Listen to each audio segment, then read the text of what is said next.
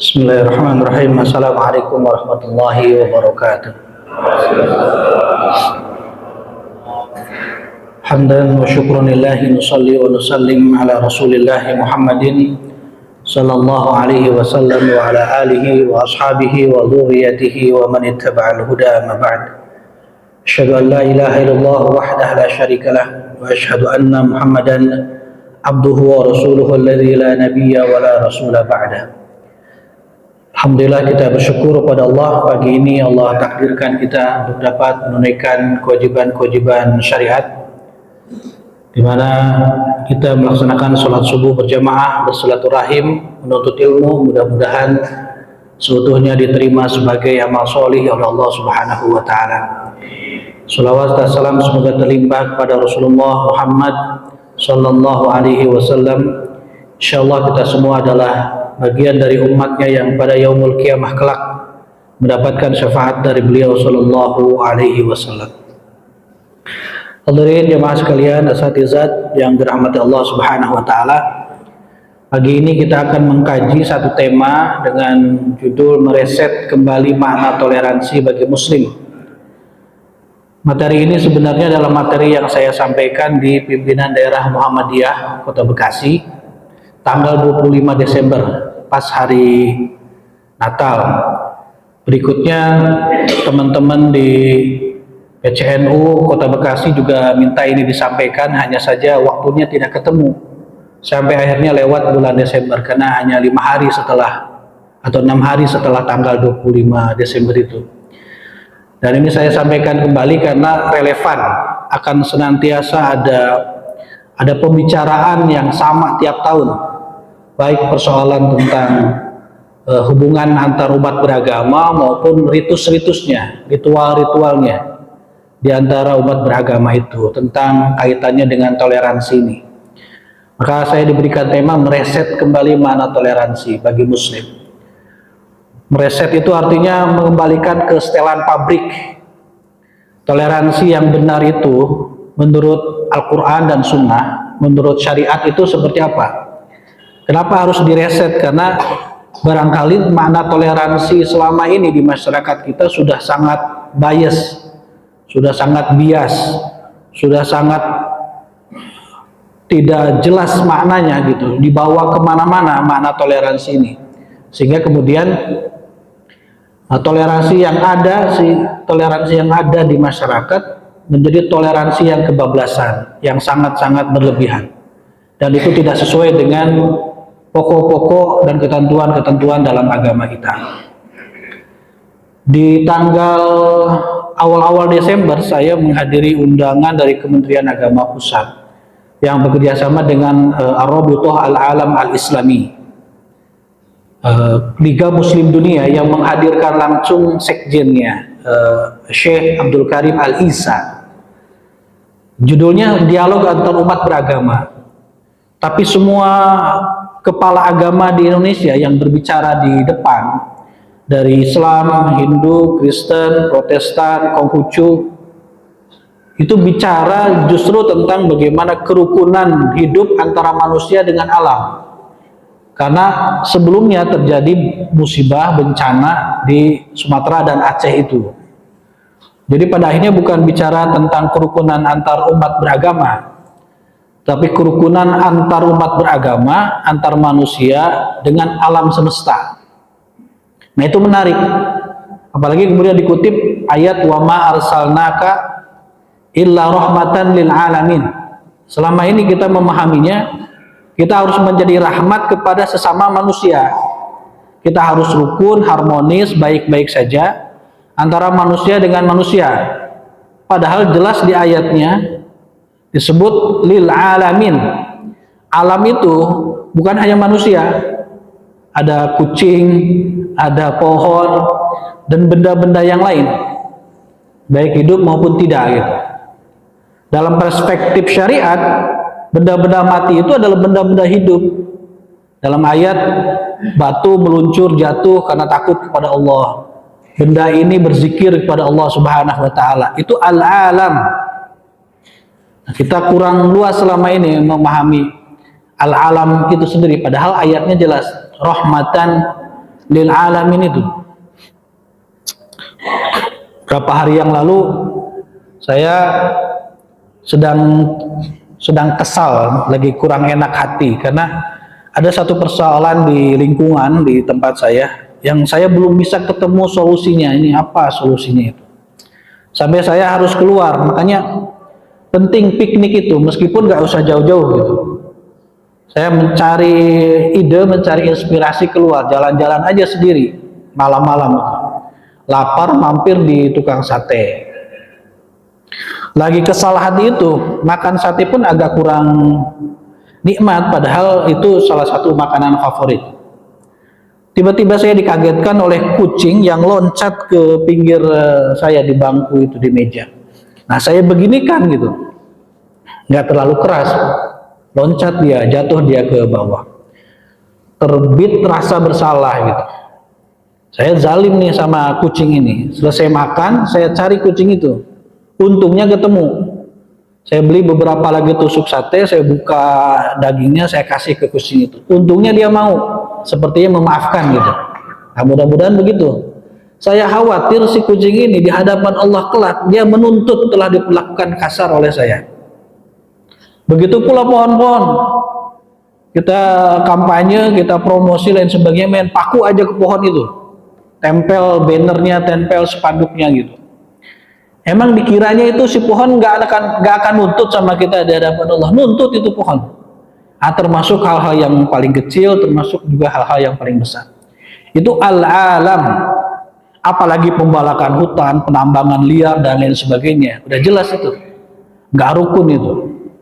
Nah, di situ disebutkan bahwa dikutip Al-Baqarah ayat 11. Wa idza qila lahum la tufsidu fil ardh qalu innama nahnu muslihun. Menurut pembicara ini menarik.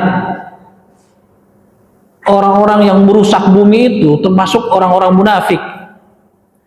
Karena ayat ini yang berbicara jangan rusak bumi itu di kumpulan ayat tentang orang-orang munafik. Kan surah Al-Baqarah itu di awal suratnya Allah berbicara tentang 3 golongan. Pertama golongan orang-orang bertakwa, orang-orang kafir, dan golongan orang-orang munafik. Nah, ayat wa idza qila lahum la tufsidu fil ard, ini ayat yang berbicara tentang orang munafik. Jangan rusak bumi.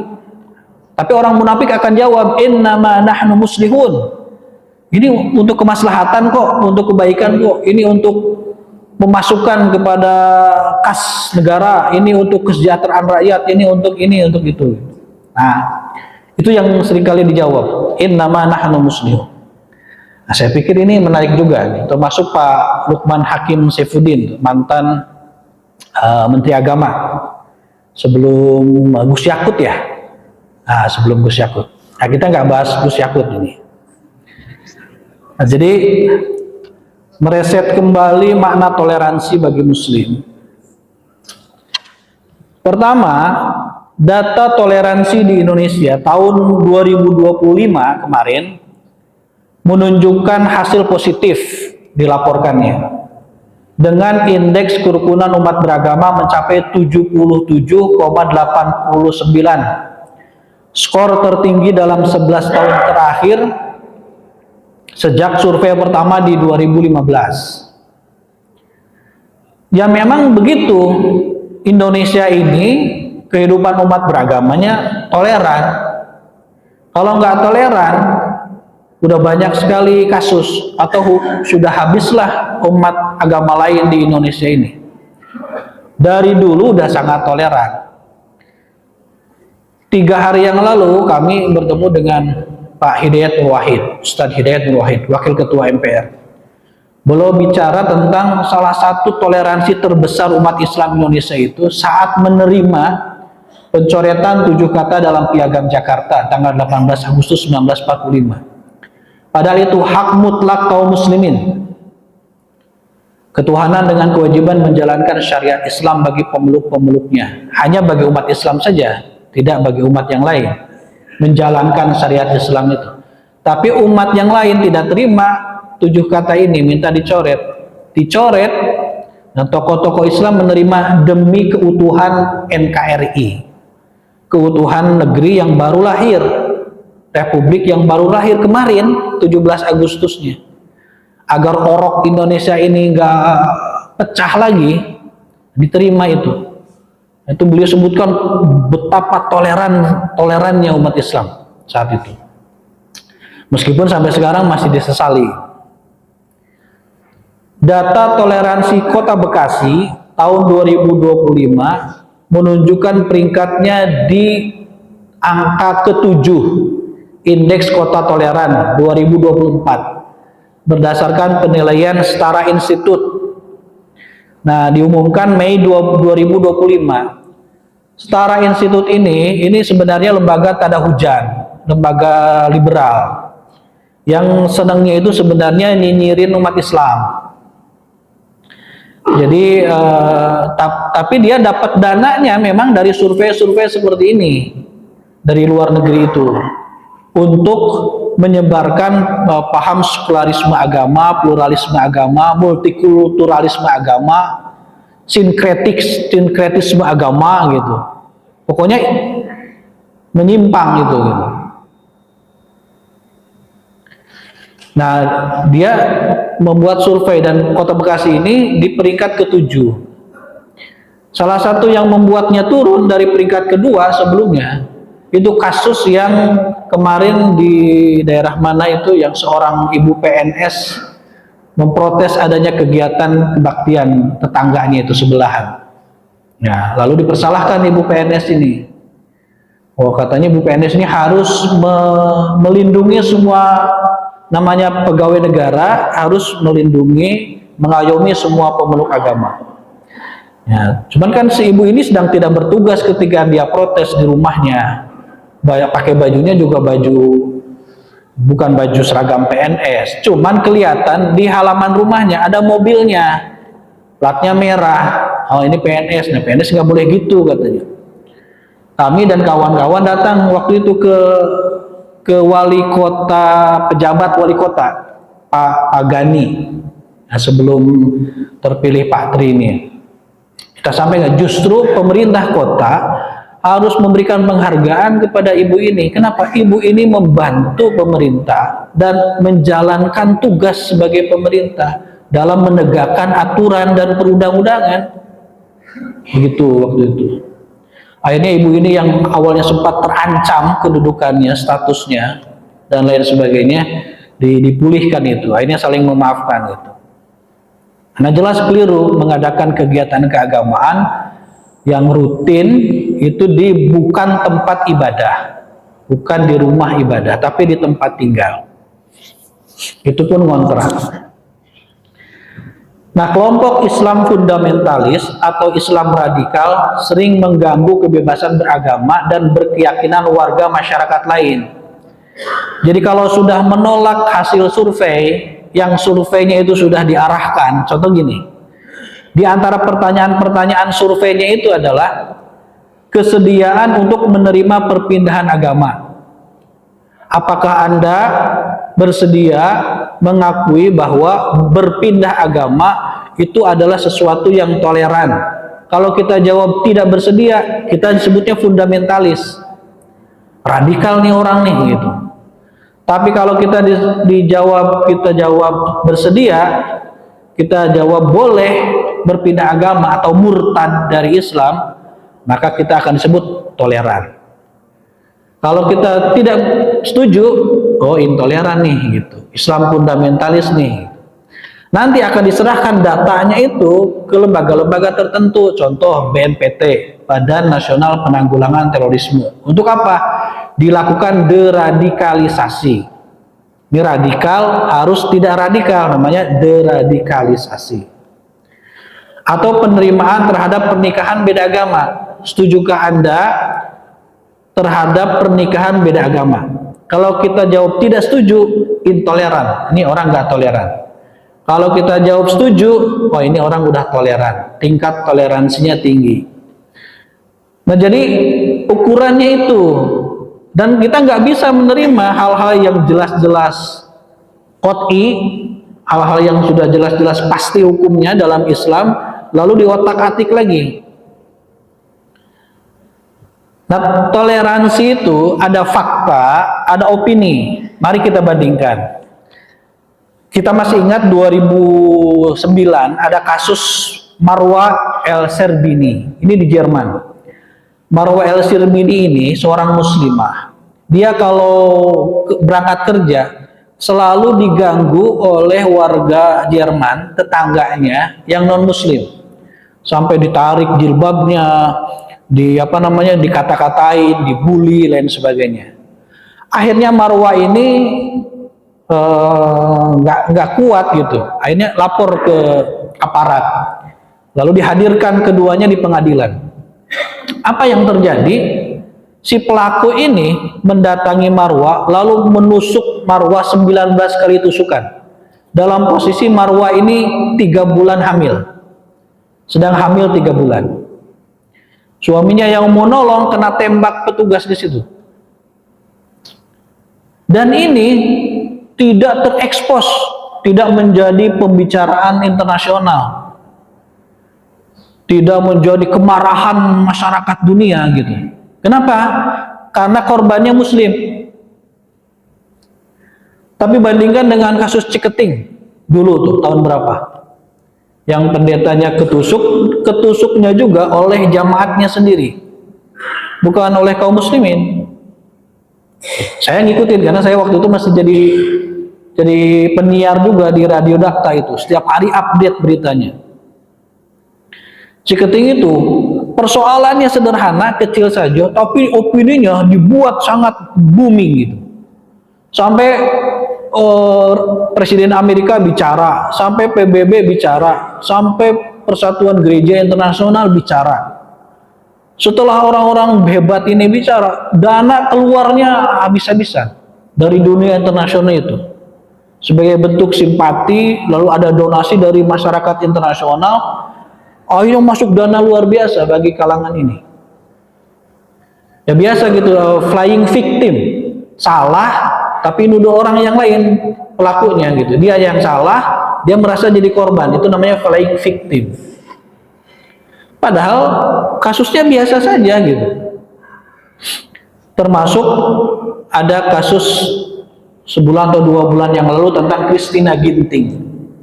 Nah, Christina Ginting ini yang di Jerman pula lagi ada saat demo, dia bicara bahwa umat Islam Indonesia itu pemarah, sukanya membunuh, tidak toleran. Mereka membunuh semuanya, kata dia begitu. Nah, kita nggak menyebut kekristenan begitu, gereja begitu, tidak. Pasti ini oknum gitu.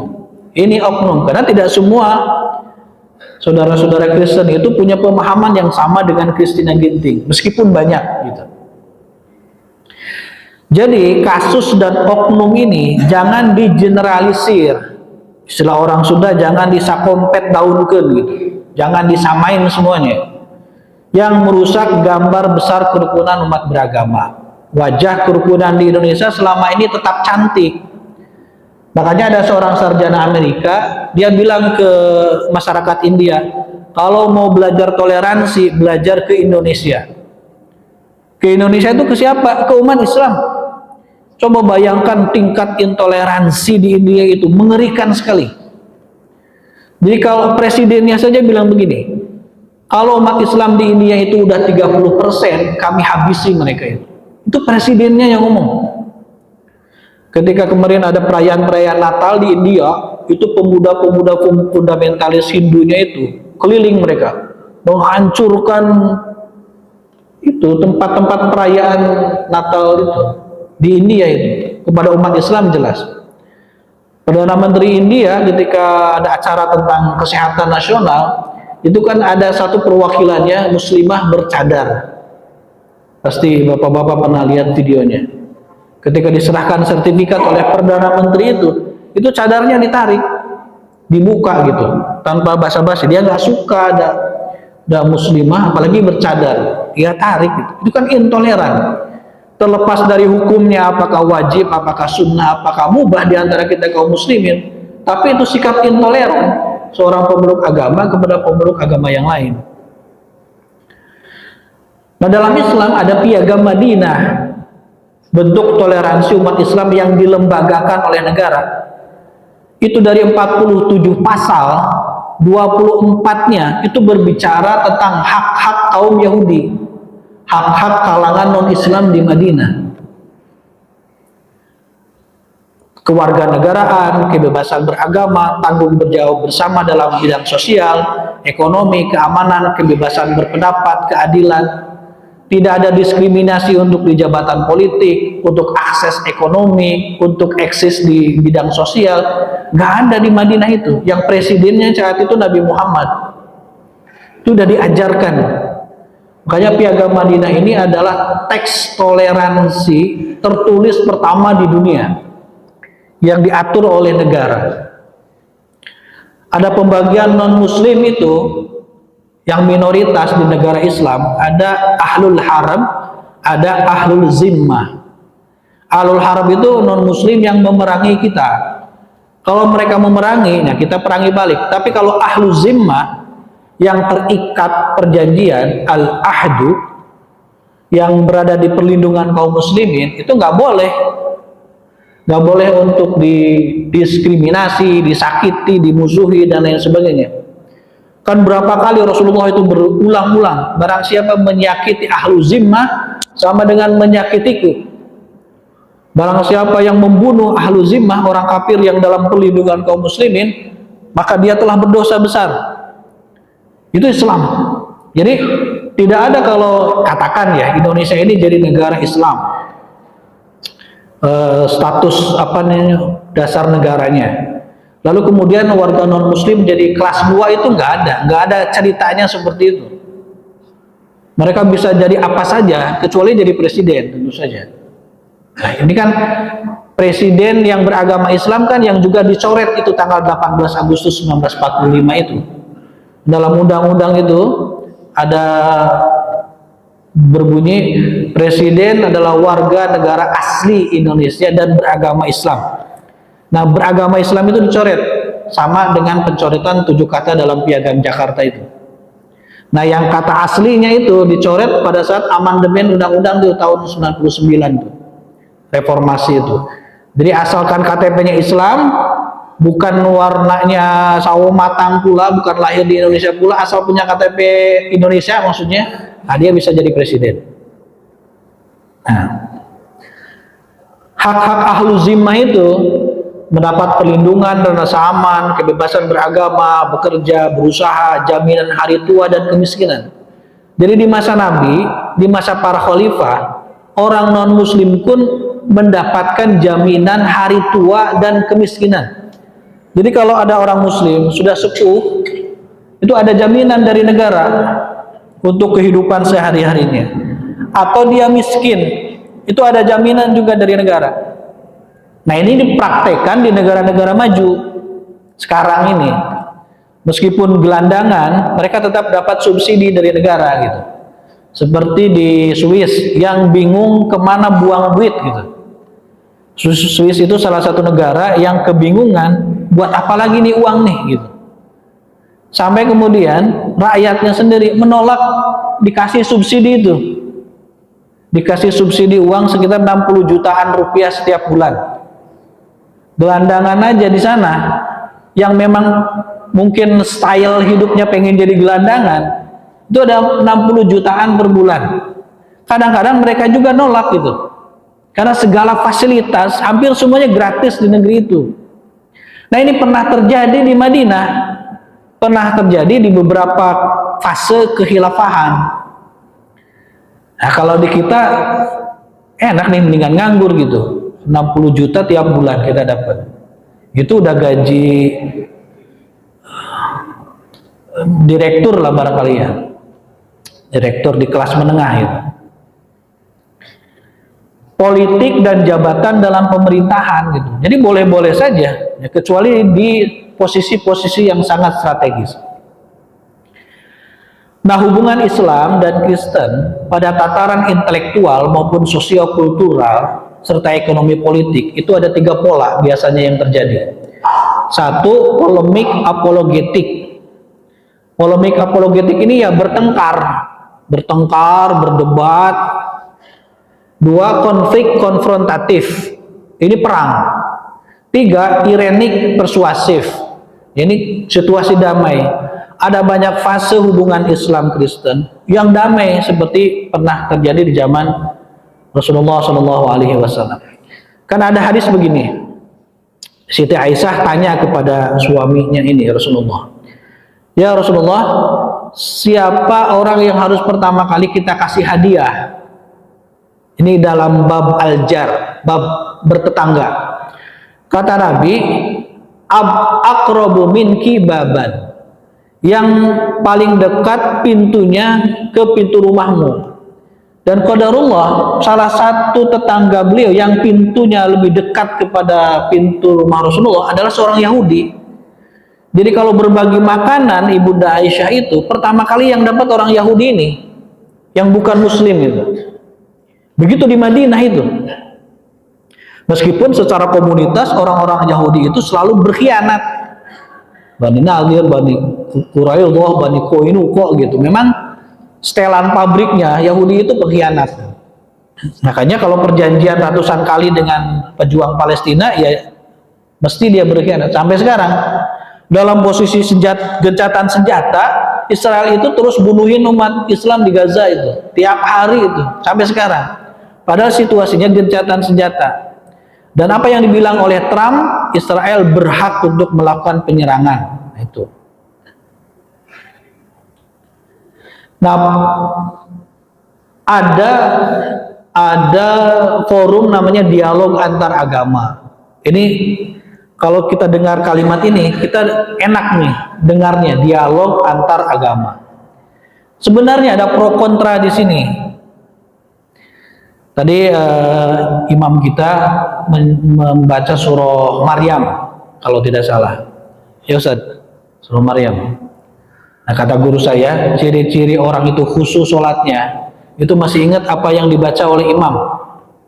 Ya, kalau bapak-bapak nggak ingat, berarti bapak-bapak bukan nggak khusyuk, malawung, ngelamun itu. Nah, yang ayat 33-nya itu, saya nggak hafal surah Maryam itu, tapi kalau dengar jadi ingat ya, sedikit. Bahasa ayat 33 itu, yang salamun alayya ya. Salamun alayya yauma wulidtu wa yauma amutu wa yauma ub'atsu hayya ya. Keselamatan atasku, kata Nabi Isa. Nabi Isa kan ibnu Maryam, karena nggak ada bapak, jadi nasabnya ke ibunya ibnu Maryam. Harusnya kalau ke ibu bintu atau binti gitu kan. Kata Nabi Isa, keselamatan kepadaku pada hari aku dilahirkan, aku mati, aku dibangkitkan, kembali hidup. Kata Profesor Quraisy Shihab dan beberapa yang lain, ini dalil bolehnya mengucapkan selamat Natal. Salamun alayya yauma wulidtu wa yauma amutu wa yauma ub'atsu hayya.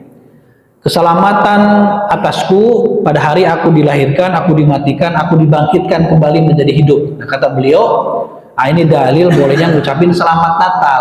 Kan ada salamun. Nah, sebenarnya harus dibedakan antara salam untuk tahniah gitu, atau salam yang bermakna kedamaian. Bahwa Nabi Isa alaihissalam itu beliau diselamatkan, mendapatkan kedamaian dari Allah, perlindungan dari Allah di hari lahirnya, di hari meninggalnya. Kan di kehidupan beliau mendapatkan permusuhan dari orang-orang Yahudi, umatnya sendiri, kaumnya sendiri, karena Nabi Isa itu orang Yahudi, keturunan dari Nabi Ishak. Nabi Isa keturunan dari Nabi Yakub. Nabi Yakub nama lainnya Israel gitu kan. Jadi kenapa keturunan Nabi Yakub disebut Bani Israel, artinya keturunan beliau gitu. Nah, Nabi Isa ini orang Israel, orang Yahudi. Tapi bedakan Israel sebagai entitas penjajah sekarang itu beda. Nah, kematiannya juga dilindungi. Sekarang beliau masih hidup di langit ketiga kalau tidak salah. Ketika Nabi Muhammad Isra Mi'raj, nah itu beliau masih hidup ketemu dengan Nabi Isa. Didoakan oleh Nabi Isa. Nanti Nabi Isa pun setelah membunuh Dajjal di akhir zaman, beliau diwafatkan pula oleh Allah. Nanti sama-sama dibangkitkan pula dengan makhluk hidup yang lain untuk hari penghisaban itu.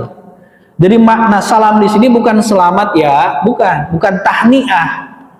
Bukan selamat ya, selamat ya, selamat ya. Itu tahniah namanya. Tapi salam di sini adalah beliau itu mendapatkan perlindungan dari Allah, mendapatkan keistimewaan dari Allah. Nah, itu mirip-mirip dengan menafsirkan secara keliru ayat Qul a'udzu birabbin nas. Oh, ini ada Rob, ada Nas. Rob Tuhan, Nas manusia. Oh, ini tentang Isa Al-Masih, tentang Yesus Kristus. Bahwa Tuhan jadi manusia, manusia jadi Tuhan. Padahal ayat pertama An-Nas itu bukan begitu maknanya. Nah, itu namanya cocokologi. Dicocok-cocokin aja gitu. Nah, dialog antar agama ini tidak ada satupun ayat dalam Al-Quran yang menganjurkan dialog antar agama. Coba bapak-bapak cari di Al-Quran, ada nggak satu ayat saja yang menganjurkan untuk berdialog antar umat beragama? Itu tidak akan ketemu. Kisah Nasrani Najran yang datang kepada Rasulullah itu berdebat. Yang terjadi berdebat. Ketika kekeh-kekehan, Rasulullah kekeh dengan kebenarannya, utusan Nasrani Najran juga kekeh dengan kebenarannya. Apa yang dilakukan Rasulullah? Diajak mubahalah. Meskipun mubahalahnya nggak sampai terjadi. Kenapa? Karena orang Nasrani Najrannya pulang, nggak berani untuk sumpah laknat namanya. Kan bapak-bapak ada kasus dengan siapa gitu, udah kita mubahalah saja, jangan sumpah pocong, itu nggak ada dalam syariat. Kita mubahalah saja. Kalau saya keliru, maka saya minta Allah Subhanahu wa Ta'ala untuk mengutuk, untuk melaknat saya dan keluarga. Sekarang juga. Nah, yang sebelahnya juga ngucapin hal yang sama. Itu namanya mubahalah, saling laknat. Kalau kita udah nggak nemu lagi jalan keluar ini apa lagi nih, ya udah, nah, mubahalah saja.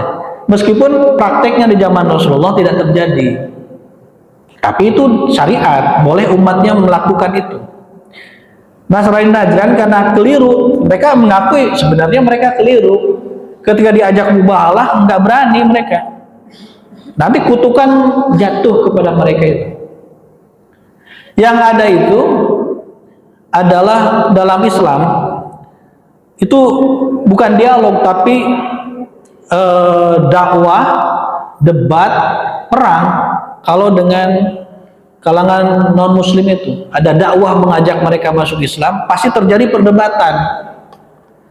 Ada kemudian perdebatan, lalu kemudian peperangan. Makanya Rasulullah kalau mengutus pasukan perang namanya sariyah. Kalau Nabi nggak ikut perang, itu namanya pasukannya sariyah. Kalau beliau ikut perang, namanya ghazwah. Itu beliau pesannya gini, sampaikan dakwah, ajak mereka kepada Islam. Kalau mereka nggak mau, minta mereka menakluk, bayar jizyah, bayar pajak. Kalau mereka nggak mau, perang. Gitu. Jadi nggak langsung perang, tiba-tiba langsung perang, nggak ada dalam Islam itu. Ada 3 tahap dulu yang harus dilakukan. Nah, istilah dan konsep dialog antar agama dicetuskan oleh gereja pada Konsili Vatikan kedua karena dan untuk tujuan tertentu. Jadi begini, sampai tahun 1960-an gereja itu punya keyakinan yang sama dengan umat Islam. Dalam arti bahwa hanya gereja satu-satunya yang benar, hanya umat Kristen satu-satunya yang benar. Kalau mau masuk surga harus melalui Isa Al-Masih, juru selamat. Kalau tidak, kafir dan pasti masuk neraka. Ketika perang dunia pertama, perang dunia terjadi, dan juga perang agama di Eropa 200 tahun lamanya, akhirnya agama dipersalahkan. Kekristenan dipersalahkan, gereja dipersalahkan. Ini akibat tidak ada toleransi dalam agama, akibat agama menghasut dan lain sebagainya. Makanya sampai sekarang masih ada suara-suara mempersalahkan agama gitu. Tidak simpati kepada agama, kepada umat beragama. Itu akibat pengalaman sejarah antara manusia dengan agama di Eropa pada saat itu. Akhirnya kekristenan membuka diri. Kita mengakui juga kebenaran agama yang lain. Tapi ada pesan di situ. Kalau ada dialog, nah kita harus berdialog dengan agama yang lain. Tapi ada pesan inti bahwa tetap kita meyakini agama kita satu-satunya yang benar. Meskipun kita meyakini pula agama lain benar. Coba ajak yang lain dialog, maksudnya apa? Maksudnya agar pihak lain, umat yang lain bisa tertarik bersimpati kepada agamanya, lalu pindah kepada kekristenan. Itu motif ada dialog antar agama pertama kali di dunia. Makanya kemudian banyak para ulama yang mengundurkan diri dari dialog-dialog semacam itu. Karena ada pro kontra, ya, yang pro dialog itu penting, menghilangkan salah paham, prejudis, kebencian, untuk menjalin persahabatan, mengendurkan ketegangan, bisa kerjasama, saling hormat dan mengerti. Yang kontra dialog itu akan membuat confuse, keraguan-raguan, kebingungan. Ada kompromisme, jadi akhirnya berkompromi. Ada sinkretisme, pencampur adukan agama. Ada relativisme, bahwa semua agama bisa benar, bisa salah. Ada pluralisme agama, semua agama benar.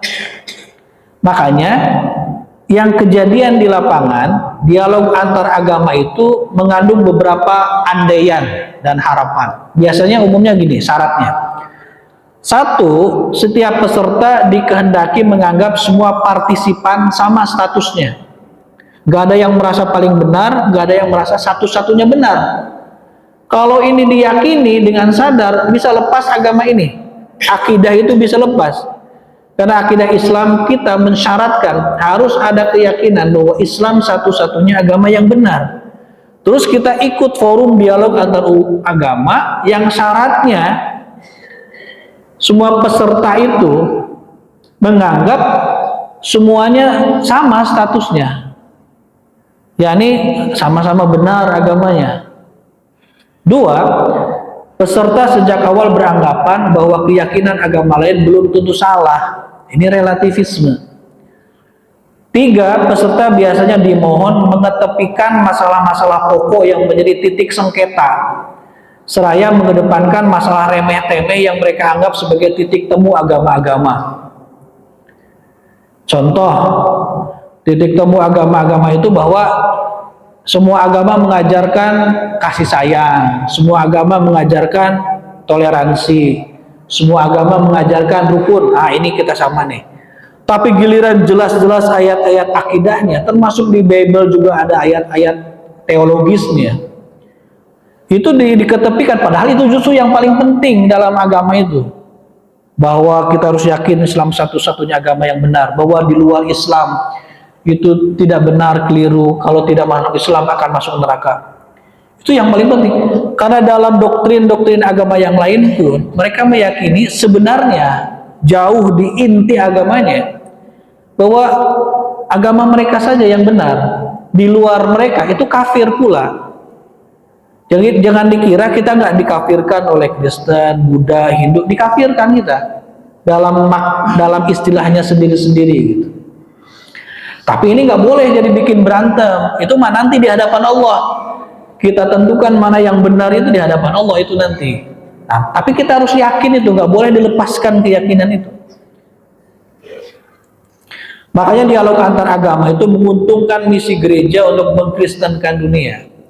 Yang ada dalam Al-Quran itu adalah ya ayyuhalladzina amanu, ya ayyuhalladzina qul ya ahlal kitab, maaf, qul ya ahlal kitab ta'alau ila kalimatin sawa'im bainana wa bainakum. Ajakannya itu adalah ke kalimat yang sama. Jadi kalau persamaan antar agama, perspektif kita, versi kita menurut Al-Quran adalah kalimatun sawa. Apa itu kalimatun sawa dalam Al-Quran? Allah na'budu illallah wa la tusyriku bihi syai'an. Untuk hanya menyembah Allah, tidak menyekutukannya dengan sesuatu pun. Itu persamaan antar agama sebenarnya. Kenapa? Karena semua agama dari zaman Nabi Adam sampai Nabi Muhammad, termasuk yang diturunkan kepada Nabi Isa, Nabi Musa, itu sama apa? Ajaran tauhid, ajaran menyembah Allah saja. Esa. Semua ajaran sebelum kemudian menyimpang, terdistorsi oleh sejarah, oleh campur tangan manusia. Tapi esensi semua ajaran agama yang datang dari Allah sebagai agama wahyu adalah ketauhidan. Inilah kalimatun sawa, kalimat yang sama antara agama itu, bainana wa bainakum, antara kami dan antara kalian, itu alla na'budu illallah wa la nusyriku bihi syai'an, hanya menyembah Allah, tidak menyekutukannya dengan sesuatu. Itulah yang mesti menjadi materi dialog antar agama bagi kita sebenarnya. Bukan kemudian untuk melepaskan keyakinan keagamaan kita.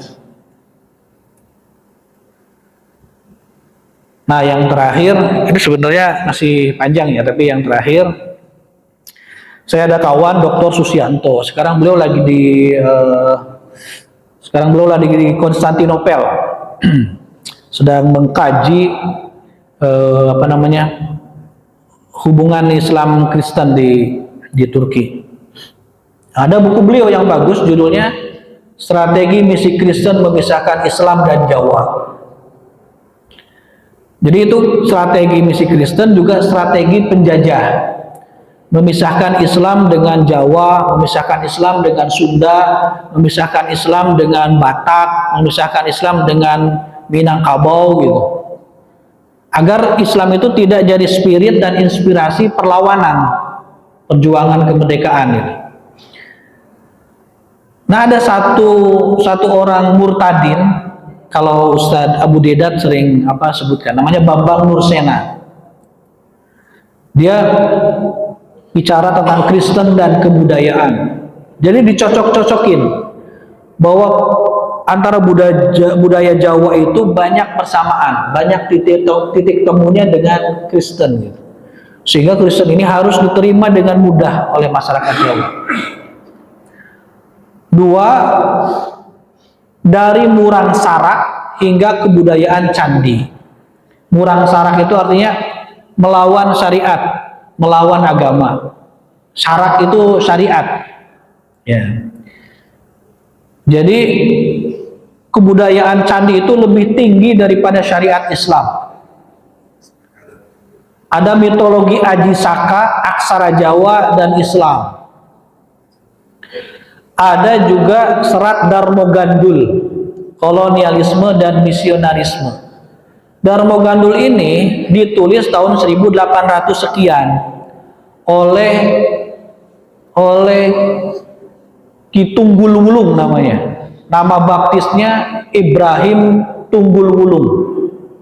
Jadi orang yang murtad dari Islam kemudian jadi Kristen, dia nulis kitab Darmo Gandul yang dianggap oleh kalangan kejawen sebagai kitab suci gitu, atau kitab pegangan. Padahal kitab itu melecehkan Islam, mengangkat tinggi Kristen. Darmo Gandul itu ada Gotoloco. Gotoloco itu yang menghina Nabi Muhammad, menghina sholat. Orang sholat sujud itu kayak anjing. Nah, kalau orang laki-lakinya sujud, ada yang gondal gandul di belakangnya itu. Nah, itu seperti, dia sebut seperti pelernya anjing gitu. Itu orang sholat dihina betul-betul. Nabi Muhammad dihina, tukang kawin, segala rupa. Karena pengarangnya bukan Islam, yang memusuhi Islam, tapi dibuat dalam bahasa Jawa untuk kemudian orang Jawa merasa, oh ini kitab kita ini warisan buat kita ini. Jadi upaya-upaya itu sekarang orang Kristen nyebutnya bukan kristenisasi lagi untuk memurtadkan umat Islam, tapi transformasi, lebih halus, seolah-olah ilmiah, seolah-olah akademik, seolah-olah berbudaya gitu, masuk ke situ tanpa terasa kita dimurtadkan.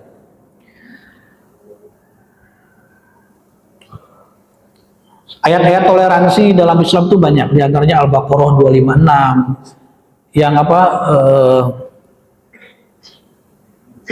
apa itu ayatnya setelah ayat kursi itu, la ikroha fiddin. Kita nggak boleh maksa orang masuk Islam. Ada orang mau masuk Islam pun harus ditanya, Bapak benar kesadaran sendiri, tulus, nggak ada paksaan, nggak ada tekanan. Kalau benar silakan masuk Islam. Tapi kalau orang itu bisa saya terpaksa, nggak usah. Nanti berislamnya juga terpaksa. Ya nggak boleh maksa orang masuk Islam. Tapi kalau orang sudah berada di dalam Islam, ada paksaan untuk menjalankan syariat Islam. Kalau nggak menjalankan, ada konsekuensi, ada hukum. Nggak sholat, ini hukumnya. Nggak zakat, ini hukumnya. Nggak haji, ini hukumnya. Dan seterusnya, dan seterusnya. Ali Imran 20, surah Al-Kafirun, surah Al-Hujurat ayat 13, Al-Mumtahan ayat 8, Al-An'am 108. Ada banyak, ada ratusan sebenarnya ayat-ayat tentang toleransi. Jadi kita sudah tidak ada persoalan dengan toleransi. Paling kita harus terus mengamalkan toleransi. Tapi nggak boleh bablas, karena Nabi Muhammad pun nggak pernah datang masuk ke gereja, apalagi kemudian azan di gereja, apalagi kemudian main hadroh di gereja, apalagi kemudian pakai topi sinterklas, apalagi beliau mengucapkan selamat Natal meskipun ada perbedaan pendapat ulama terkait mengucapkan Natal, dan seterusnya gitu. Ukuran kita sudah jelas, contoh kita sudah jelas. Saya kira itulah materi kita pagi ini. Sebelum ditutup, barangkali ada tambahan, ada pertanyaan, silakan. Ya, betul.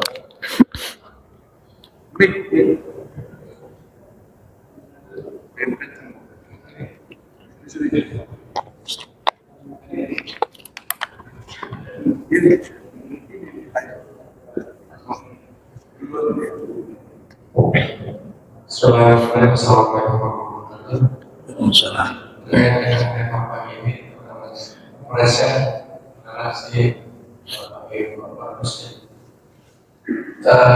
Kejadian akhir ini biasanya ramai pasti sedih. Sebenarnya istilah Natal bersama itu bagaimana? Sehingga makanya Profesor Azharuddin dan kita mengadakan acara itu. Apakah ada dan boleh masuk? Saya juga lihat di kita Presiden kita hadir di acara Natal bersama itu. Bagaimana dengan kondisi itu? Saya terima kasih. Jadi Menteri Agama ini memang pernah menyatakan bahwa Kementerian Agama akan mengadakan Natal bersama. Pada awalnya saya langsung memahami bahwa itu paling juga Natal antara sekte-sekte dalam kekristenan, atau sekte terbesarnya antara Kristen dengan Protestan. Karena selama ini kan Natalnya masing-masing, nggak gabung, nggak ada acara bersama, meskipun sama-sama di tanggal 25 gitu. Tapi ternyata memang maksud beliau adalah agama lain ikut acara Natal bersama itu, khususnya di Kementerian Agama. Nah, kemudian ada revisi bahwa yang dimaksud adalah Natalan bersama sesama umat Kristen meskipun beda sekte gitu. Itu setelah tokoh-tokoh ormas Islam menghadap ke Pak Yusuf Kalla, lalu Pak Yusuf Kalla telepon langsung ke Pak Nasaruddin Umar itu, dan akhirnya itu tidak jadi dilaksanakan. Yang ada adalah Natal bersama antara sesama Kristen beda sekte gitu. Tapi saya juga tidak tahu, kayaknya juga itu nggak terjadi. Karena di kekristenan itu beda sekte itu beda agama. Makanya meskipun gerejanya berjejer seperti di Rawakalong, Tambun itu, Pasar Rawakalong, itu 7 gereja berjejer. Itu beda-beda agama itu. Jemaat gereja ini nggak bisa ibadah di gereja sebelahnya kalau beda sekte.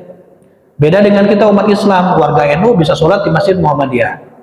Warga Muhammadiyah bisa sholat di Masjid NU. Kalau sana udah beda masjid, beda gereja, beda agama itu. Dan juga nggak mau juga mereka itu. Jadi mestinya sih kalau yang nggak perlu dilakukan dan itu nggak ada masalah, ya udah biarin aja. Nggak mesti buat hal-hal yang malah jadi kontroversi gitu. Dan itu jelas melanggar ketetapan Majelis Ulama Indonesia, karena dulu Buya Hamka, ketum MUI pertama itu, sampai mundur dari jabatannya karena menolak Natal bersama. Sampai Pak Alam Shah Ratu Prawira Negara itu marah gitu. Menteri Agama saat itu kan, Pak Alam Shah itu. Ini harus Natal bersama ini biar toleransi antar umat beragamanya baik. Ditolak oleh MUI, ketumnya langsung Buya Hamka. Buya Hamka nggak mau itu, akhirnya mundur beliau. Daripada saya harus mengeluarkan fatwa, mencabut lagi fatwa haram Natal bersama, nah saya mundur. Nah mundur beliau nih, Buya Hamka itu. Nah kalau Pak Presiden ya memang kadar keislamannya kita maklum, nggak bisa jadi standar keislaman kita rakyat Indonesia untuk sama dengan Pak Presiden, nggak bisa. Ya, jadi kalau beliau menghadiri Natalan, ya karena keluarganya juga ada yang Kristen, adiknya sendiri kan Kristen, Pak Hasim itu.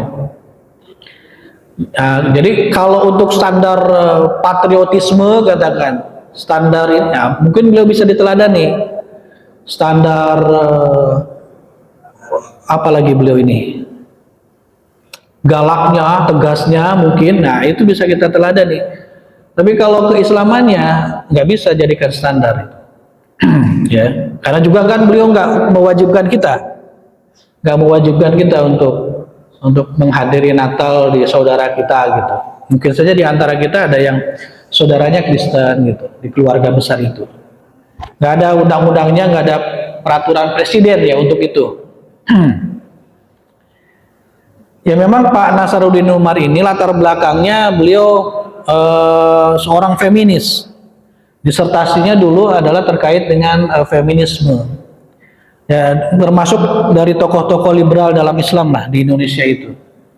Ya, entah sekarang sudah berubah atau tidak, tapi kalau melihat pernyataannya untuk Natal bersama, sepertinya pola pikir tentang keislamannya belum berubah.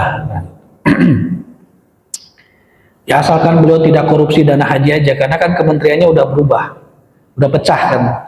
Ada Kementerian Agama, sekarang ada Kementerian Haji kan, udah beda lagi. Jadi nggak ada kesempatan.